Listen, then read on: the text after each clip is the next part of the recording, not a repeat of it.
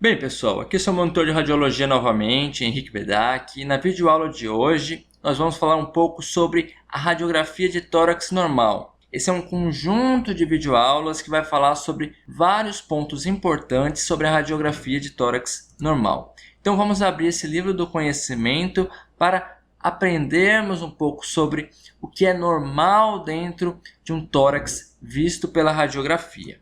Então, esta é uma radiografia muito normal que eu gostaria que vocês ficassem atentando seus olhares por mais alguns instantes, pausem este vídeo e observem bem todas as nuances desta radiografia.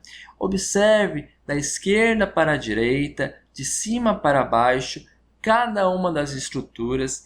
Tente identificar simetrias, achados, estruturas, porque é extremamente importante que nós possamos fixar em nossos olhos, em nossas mentes, como se comporta uma radiografia de tórax normal, principalmente nesta que temos na imagem, uma incidência PA, póstero anterior, que nós vamos falar um pouquinho mais. Então, pausem esse vídeo, lembrem dessa imagem durante toda a sua formação radiológica. Então, vamos começar mostrando tudo o que será falado nesse conjunto de videoaulas da radiografia de tórax normal. Iniciaremos nesta videoaula falando um pouco sobre as incidências da radiografia. Então, começando com a póstero anterior, mais conhecida como PA, que é a mais utilizada e famosa. Nós temos que na póstero anterior, ela diz para a gente que os raios, o raio-x, ele vai chegar em nossa região posterior, em nossas costas, e ele vai sair em nossa região anterior. Por isso que damos o nome de póstero anterior, seguindo o sentido do raio-x. Então, a imagem à direita, nós temos exatamente como é uma radiografia PA, como ela se comporta. É importante a gente identificar quais são as estruturas identificadas e como ela é diferente de uma radiografia em AP, que seria a anteroposterior.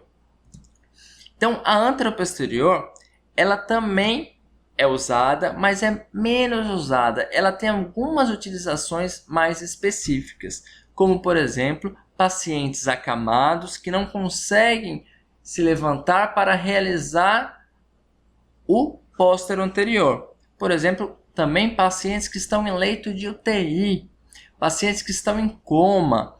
Então, para esses pacientes deitados, fica mais fácil a execução do antero posterior, em qual o raio-x ele vai primeiramente atingir a região anterior de nosso tórax e vai sair pela região posterior, pelas nossas costas. Então, é importante que vocês vejam como a radiografia em AP é diferente de uma radiografia em PA. E isso vale principalmente para uma coisa que a gente percebe logo de cara. O coração fica muito grande, não é isso? E esse coração fica grande por causa do efeito sombra. Então, quanto mais longe uma estrutura está do filme fotográfico, maior essa estrutura vai parecer no filme fotográfico. Da mesma forma, é uma sombra. Se você aproxima muito a sua mão do chão, você vai ver que a sombra é basicamente igual ao tamanho da sua mão. Mas se você eleva a sua mão para longe do chão, você vai perceber que a sombra da sua mão fica muito maior. Isso perde o quê? Representatividade da realidade. Por isso, quando nós estamos diante de uma radiografia em anteroposterior, nós não podemos levar em consideração o tamanho do coração, porque ele pode estar falseando um coração de tamanho normal, já que em todas as radiografias em AP, nós vemos um coração realmente grande, alargado e crescido. Essa imagem que eu quero mostrar para vocês é para fixar como a gente pode identificar a diferença de uma radiografia em PA e em AP. Então, vamos lá. Na imagem à esquerda, em azul, eu estou representando a estrutura de uma costela vista em PA. Ela forma uma estrutura semelhante a um C bem arredondado, na qual esse C bem arredondado é muito diferente do que a costela é representada em antero-posterior, em AP, na estrutura em verde à direita, porque em AP a costela ela fica parecendo mais um J, não é isso? Então, identificar se a costela se apresenta mais como um C ou como um J facilita a que nós possamos diferenciar se uma radiografia está em PA ou em AP. Agora vamos ver o perfil. O perfil nada mais é que a radiografia feita em um de nossos lados.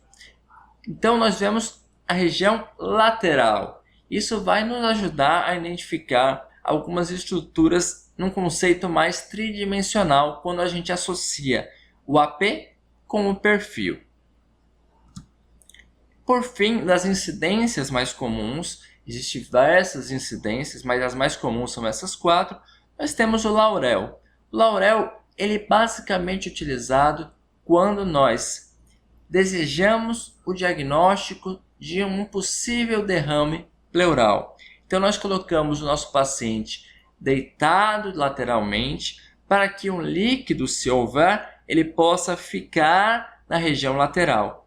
E a gente percebe o quê? A formação desse sinal do menisco novamente lateralmente. A sensibilidade, o volume de derrame pleural necessário para dar positividade em Laurel é inferior àquele que é mais comumente conhecido como aquele sinal do menisco borrando o seio costofrênico. Por isso que esse Laurel ainda é utilizado. Então, pessoal, vimos um pouquinho nessa videoaula sobre os tipos de incidência e como diferenciar uma da outra.